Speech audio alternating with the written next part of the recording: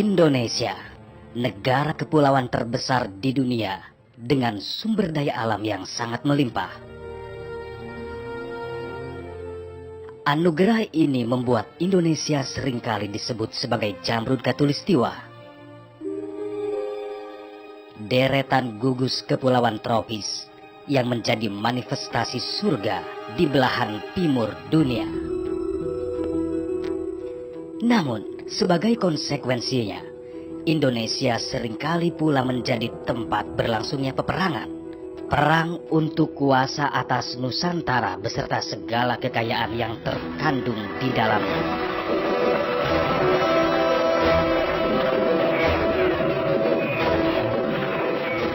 Perang yang selalu saja berulang pada setiap periode sejarah bangsa penghuni Nusantara.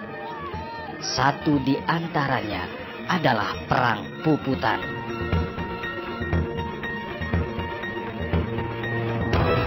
Perang sampai titik darah penghabisan.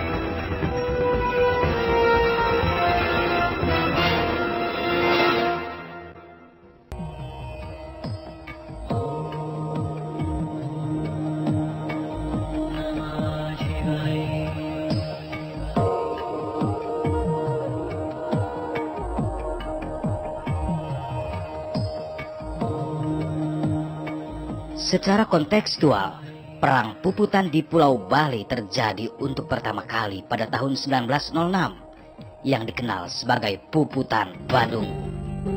Perang antara kerajaan Badung dengan pemerintah kolonial Hindia Belanda di bawah pimpinan Gubernur Jenderal C.B. van Holst yang memaksakan penerapan prinsip-prinsip Pax Nirlendika di Pulau Bali. Sesungguhnya itu dalam kerangka penyatuan. Jadi penyatuan Indonesia oleh Belanda dalam Pax Nirlendika yang tadi saya sampaikan, itu semua Belanda sudah berusaha untuk menguasai dan memerintah. Jadi Indonesia, Nusantara ini, pada tahun itu, awal abad ke-20, sungguhnya hanya Bali yang masih belum dipegang betul. Yang lain-lain sudah dipegang oleh Belanda. Timor juga tahun 1915 baru dikuasai habis di Timor itu. Bali ya 1906 baru. Nah, dalam kerangka itu Belanda berusaha mencari-cari alasan untuk bisa melakukan melakukan penekanan terhadap raja-raja di Bali, masyarakat Bali dengan melakukan itu. Jadi awalnya tawan karang, itu kapal-kapal yang berlabuh di pantai, sungguhnya tidak dibolehkan di Bali, nyelonong begitu. Jadi itu harus melapor pada raja. Ada aturan antar daerah itu ada di Nusantara ini. Tapi Belanda sudah nyelonong begitu saja, tidak bisa disalahkan.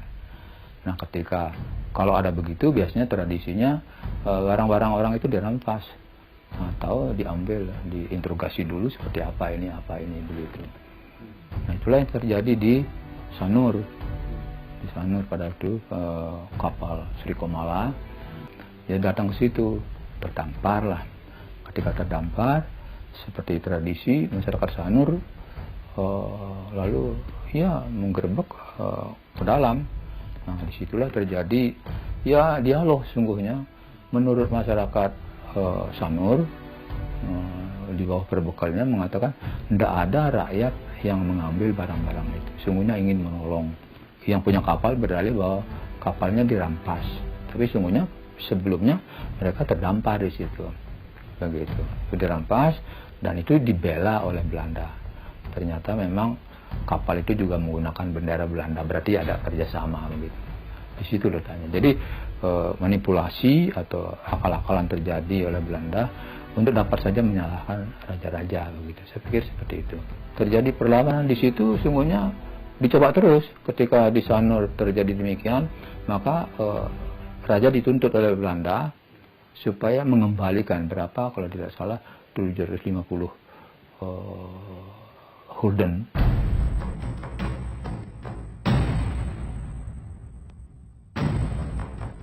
Untuk membuktikan mereka benar-benar tidak bersalah, 2.800 rakyat Sanur bersumpah di sebuah pura bahwa mereka tidak merampas isi kapal.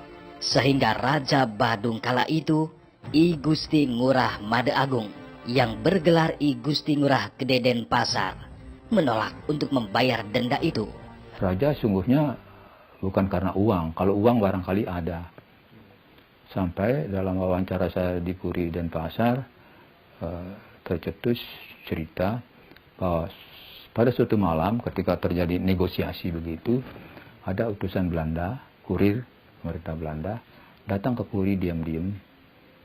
Tuanku Raja, apakah tuanku memang tidak punya uang untuk menembus itu? Kalau tidak punya uang, kami berikan uang untuk nebus. Meskipun telah diultimatum, Raja Badung I Gusti Ngurah Gede Denpasar tetap menolak tuduhan dan tuntutan sampai batas waktu 9 Januari 1905. Sehingga pemerintah kolonial Hindia Belanda mengirimkan kapal angkatan laut mereka ke perairan Badung untuk melakukan blokade ekonomi.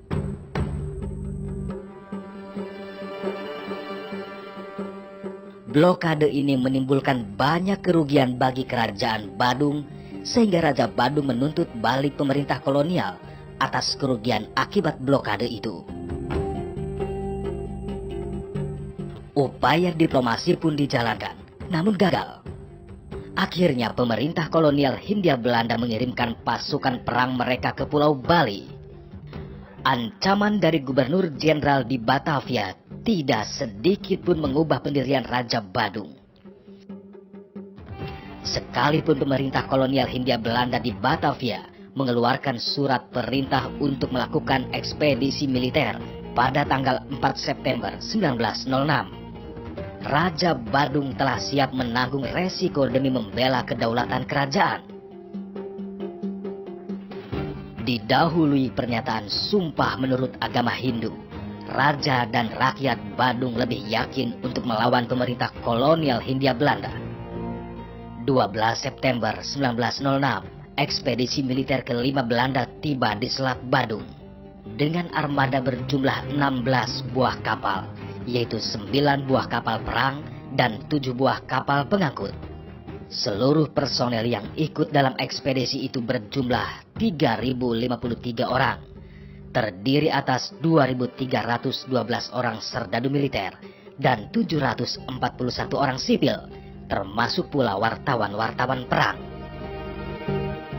Sore harinya, pihak Belanda mengirim kurir untuk menyampaikan ultimatum kepada Raja Badung agar menyerah dalam tempo 2 kali 24 jam.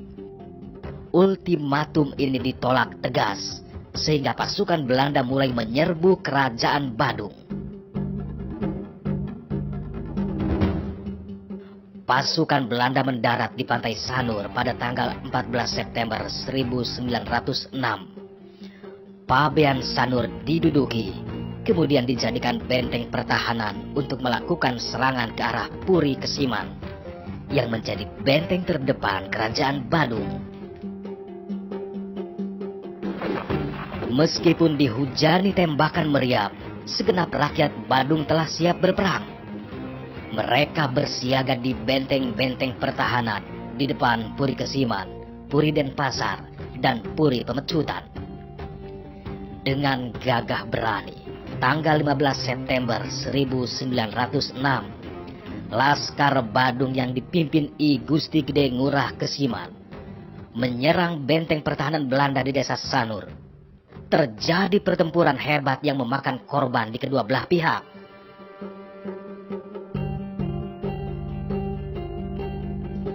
Esok harinya, pada tanggal 16 September 1906, 2 batalion tentara Knil di bawah pimpinan Roos van Toningen bergerak meninggalkan benteng pertahanan mereka ke arah desa Panjer dan Sesetan.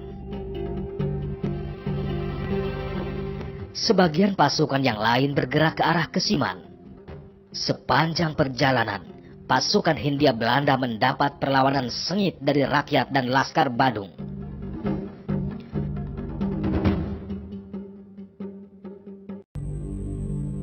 ...19 September 1906, pasukan Hindia Belanda dengan kekuatan 3 batalion menyerang Puri Kesiman. Datang pasukan lagi di Sanur, ngebom dari jauh, dibiarkan oleh raja. Tidak dilawan, tapi dibiarkan saja. Nah, terus berhari-hari begitu rupanya. Lalu raja di Denpasar bersiap terus untuk menghadapi persoalan itu. Dan ketika dibom terus memang tidak. Tapi di daerah-daerah banyak tantangan, banyak perlawanan juga. Tapi karena senjata modern ya kalah aja. Terus saja nerobos bisa sampai ke Kesiman, dekat Puri begitulah. Di Puri, di Kesiman terjadi perlawanan, terjadi saling bunuh juga antara yang mungkin pro ingin Belanda barangkali dan yang memang membela raja gitu. Mengetahui Belanda telah menaklukkan Puri Kesiman, malam harinya di Puri Denpasar, Raja Badung I Gusti Ngurah Gede Denpasar mengumpulkan seisi Puri dan rakyatnya. Pada waktu itu raja mengumpulkan semua rakyat Badung, rakyatnya yang dikuasai, kumpulkan semua, diberi wacana bagaimana kalian ini kita akan puputan. Sekarang habis-habisan, itu pada mati.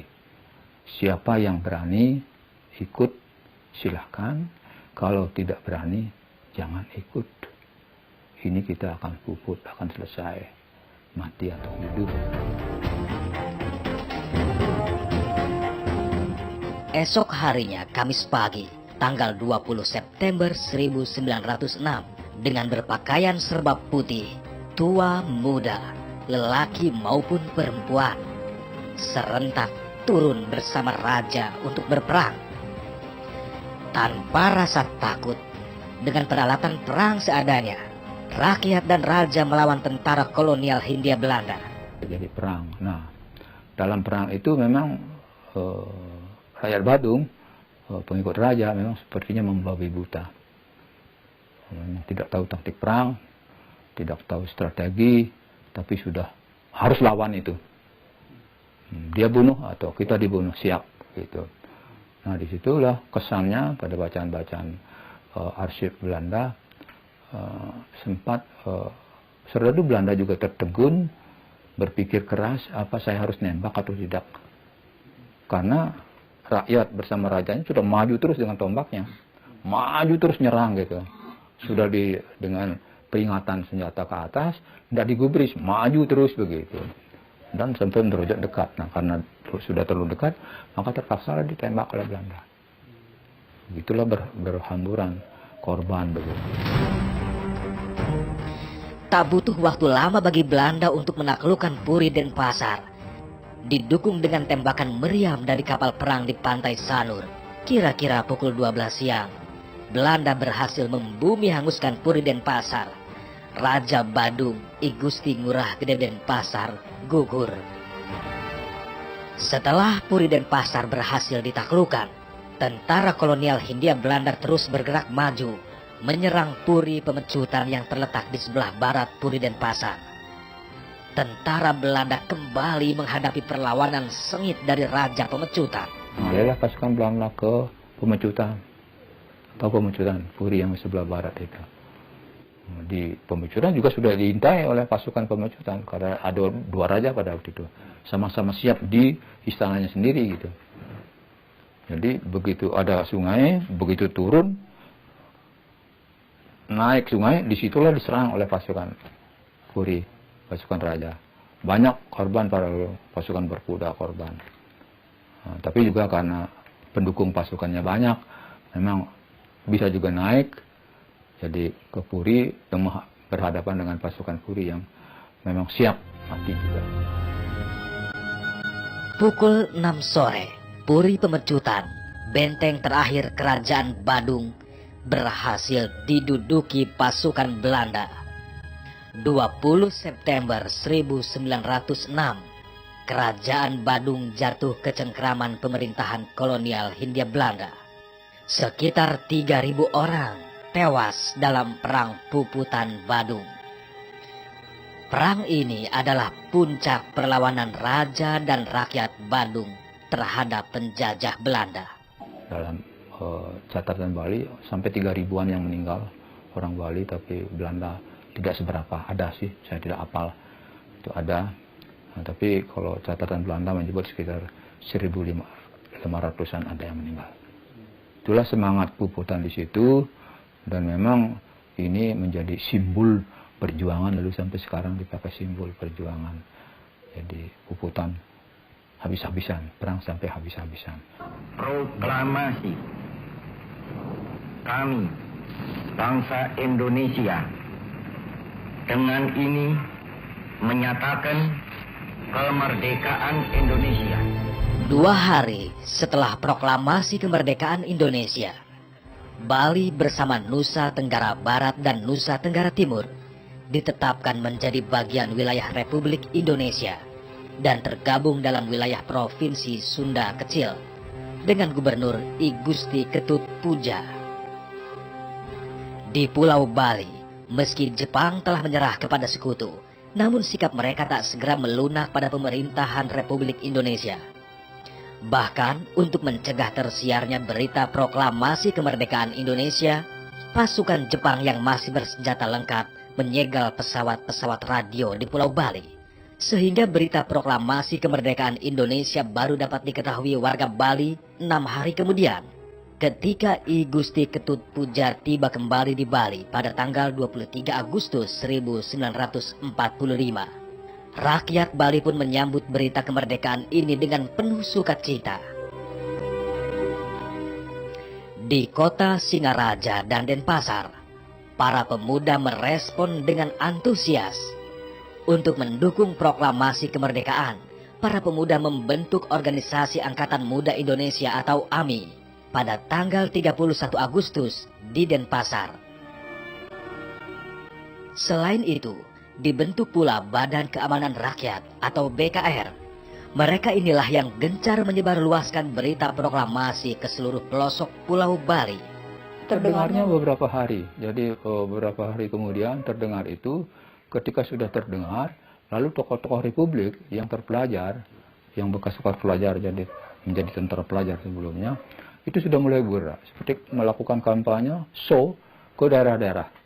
Juga mendekati raja-raja yang dulunya tunduk.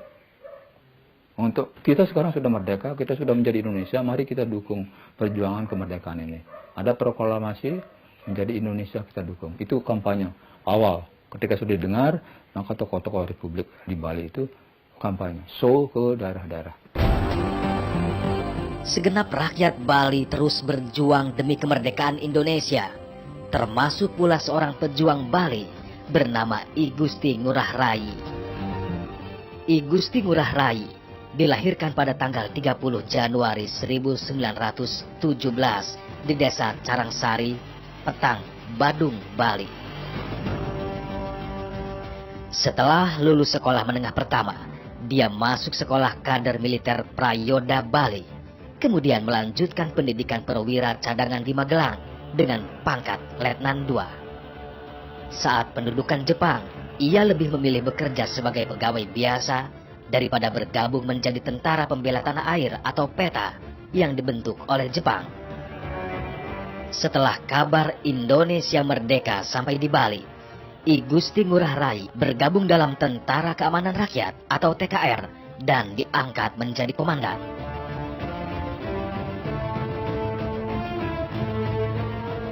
(18 Februari 1946), kelompok sekutu yang tergabung dalam Allied Force Netherlands East Indie atau AFNE datang ke Pulau Bali.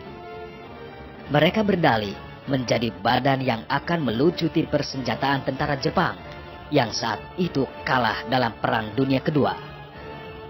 Tanpa pertempuran, tentara sekutu berhasil menduduki Bali. Jepang pun secara resmi menyerahkan kekuasaannya kepada Mayor Jenderal Mansor, Komandan AFNE wilayah Jawa Timur, Bali dan Lombok. Keadaan berubah pada 2 Maret 1946 ketika pemerintahan Hindia Belanda atau Netherlands Indies Civil Administratie atau NICA dan batalion awak kapal Gajah Merah yang dipimpin Letkol Infantri F.H. Termulen mendarat di Sanur. Tentara yang awalnya datang untuk menggantikan tentara Inggris, ternyata dengan cepat menduduki kota-kota di Pulau Bali dan menangkap para pemuda pro kemerdekaan. Suasana Bali kembali tegang. Gajah Merah itu kan tentara Belanda yang diistirahatkan lah selama pendudukan Jepang itu di Siam, yang diistirahatkan istilahnya. Tapi begitu Bersekutu menang, ya ini yang dikirim ke daerah sini, daerah Sunda Kecil ini, termasuk Bali lah di situ. Itu yang dikirim, sehingga ya orang-orang yang tadinya ya ini keberingasan itu muncul. Ya, disitulah terjadi istilahnya insiden-insiden. Sejak kedatangan tentara Gajah Merah, perjuangan rakyat Bali mempertahankan kemerdekaan semakin berat. Apalagi para personel pemerintahan Hindia Belanda atau NIKA berhasil mendekati sebagian raja-raja Bali untuk bekerja sama menentang kemerdekaan Republik Indonesia dengan mendirikan Laskar Anti-Republika. Belanda bermain mata dengan raja-raja, sehingga NIKA itu memperoleh dukungan dari raja-raja, sebagian besar raja-raja. Ya, sebagian besar saya katakan. Ada raja yang mendukung Republik juga. Nah, disitulah terjadi ketegangan, mulai tegangan antara orang Bali dengan orang Belandanya sendiri, orang Bali dengan orang Bali sendiri, pemimpin orang Bali dengan raja-raja dan sebagainya. Di Yogyakarta di bulan Januari, I Gusti Ngurah Rai bertemu Presiden Soekarno dan para pimpinan TKR. Akhirnya, Kepala Staf Umum Tentara Republik Indonesia, Letnan Jenderal Urip Sumoharjo berjanji mengirimkan bantuan senjata dan personil ke Pulau Bali. 4 April 1946, setelah diangkat sebagai Komandan Resimen Tentara Republik Sunda Kecil dan mendapat bantuan personil dan senjata, I Gusti Ngurah Rai kembali ke Pulau Bali. Namun Belanda yang menjaga ketat titik-titik pendaratan di Pulau Bali membuat pertempuran kembali berkecamuk. Kembali lagi ke Bali, artinya dari Banyuwangi menyeberang. Ini sering di dalam lalu lintas Jawa Bali itu Belanda melakukan patroli di Gilimanuk itu kan, sepanjang pantai-pantai yang disinyalir sebagai tempat pendaratan itu dijaga ketat. Nah, sehingga ya pernah terjadi rombongan Rai itu bisa kembali lagi ke Banyuwangi karena dijaga ketat. Nah, itu mencari hari-hari, malam hari atau apa, sampai bisa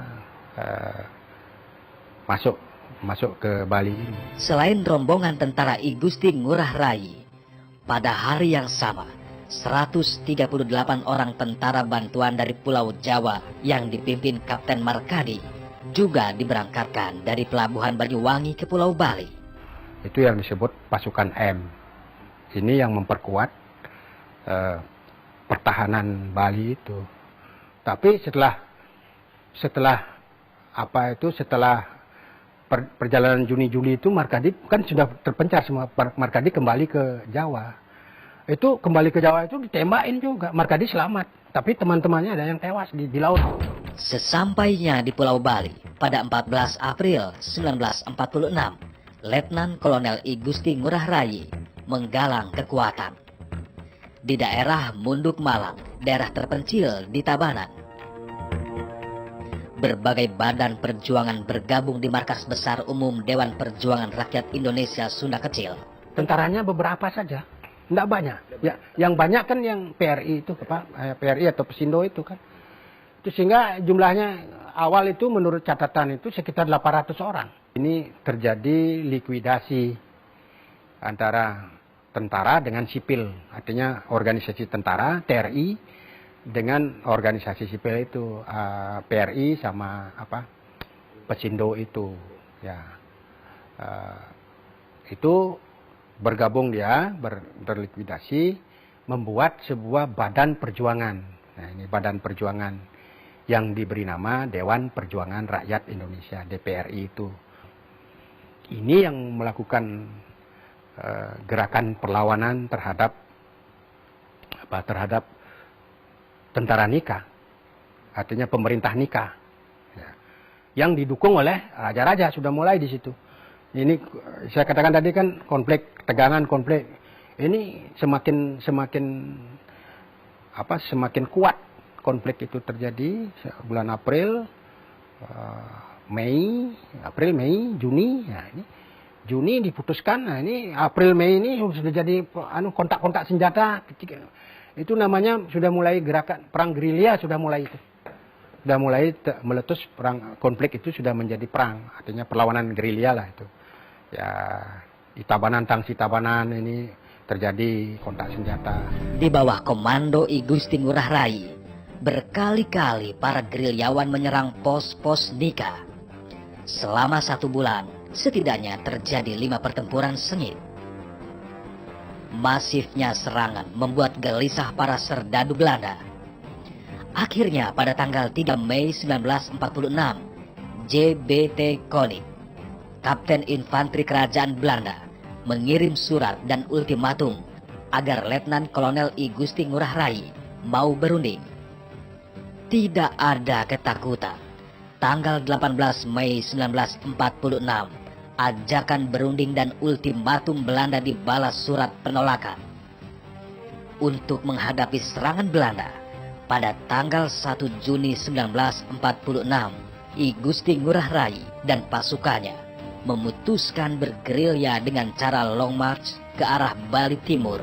Pak Rai memutuskan untuk melakukan perjalanan jauh, itu long march itu istilahnya kan. Penulis Pendit menyatakan itu dikatakan perjalanan jauh itu long march. Long march ya kalau saya dimulai dari Gunung Batu Karu sampai ke Gunung Agung. Itu sepanjang itulah perjalanan itu dilakukan oleh Ngurah Rai untuk apa? Untuk memecah pertahanan Belanda di barat supaya menghadapi ini pasukan ini. Mau istilahnya hipotesanya Pak Rai. Tapi Belanda tidak mau begitu ya, barat tetap dipertahankan sehingga bantuan dari Jawa itu bolak-balik lagi itu. Angkatan laut itu ada yang lolos, ada sehingga terjadi juga perang laut itu kan, perang Selat Bali itu kan perang laut itu. Pasukannya Markadi yang terjadi kontak senjata itu.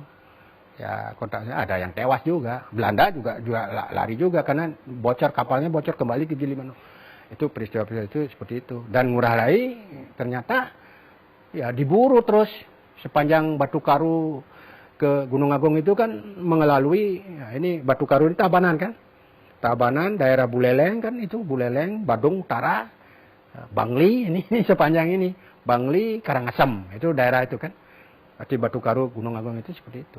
Itulah, Bali itu di sisi utara itu dijadikan basis perjuangan perjalanan panjangnya Ngurah Rai pada bulan Juni sampai Juli. Marah atas jawaban I Gusti Ngurah Rai, Belanda terus memburu pasukan pejuang. Sepanjang perjalanan sering terjadi kontak senjata. Puncaknya pada tanggal 7 Juli 1946 di Tanah Aron, Karangasem, terjadi pertempuran yang menewaskan 86 tentara Belanda. Tanah Aron.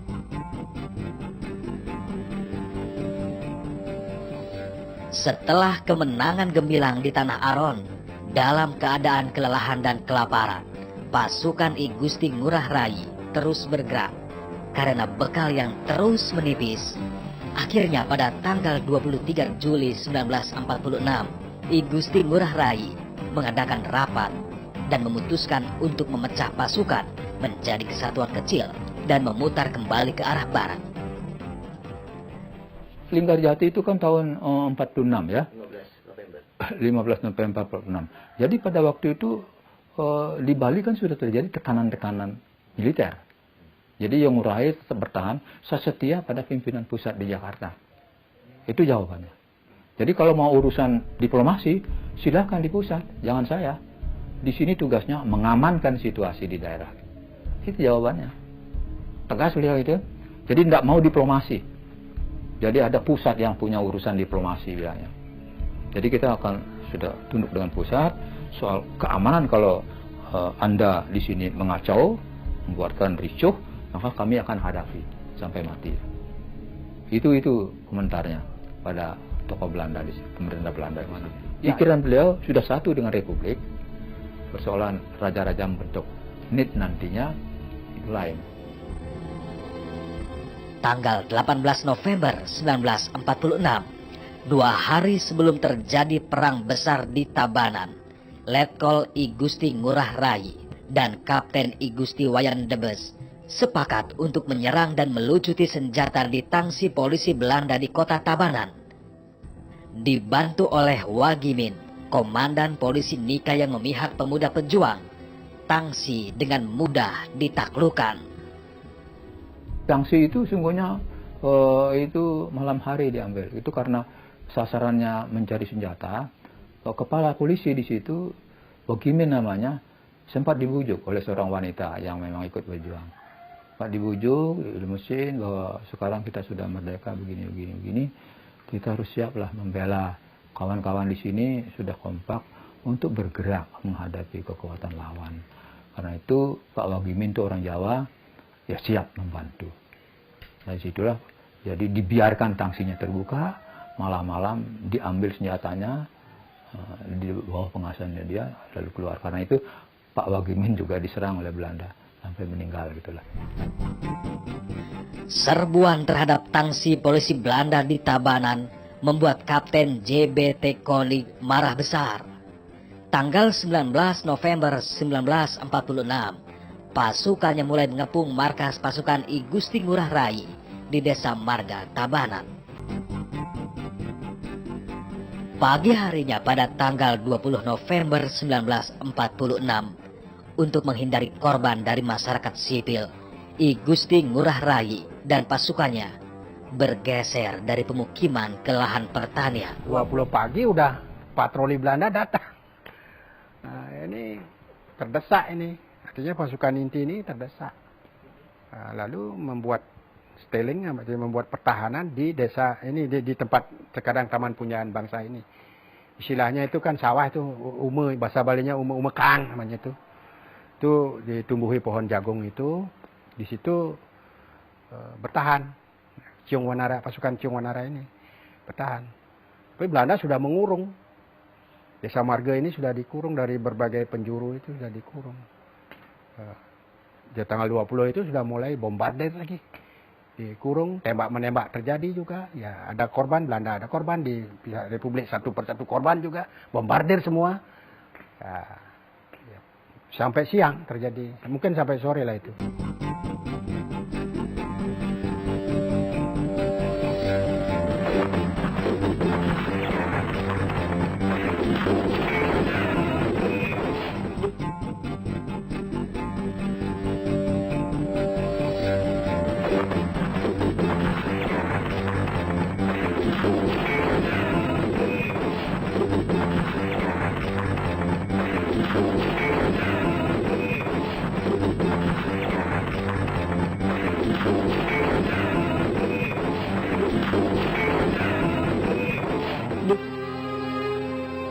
...20 November 1946, I Gusti Ngurah Rai yang kala itu berumur 29 tahun gugur bersama pasukannya dalam perang mempertahankan kemerdekaan Indonesia. Sebuah perang membela kebenaran sampai titik darah penghabisan. Perang yang dikenal sebagai Perang Puputan Margarana.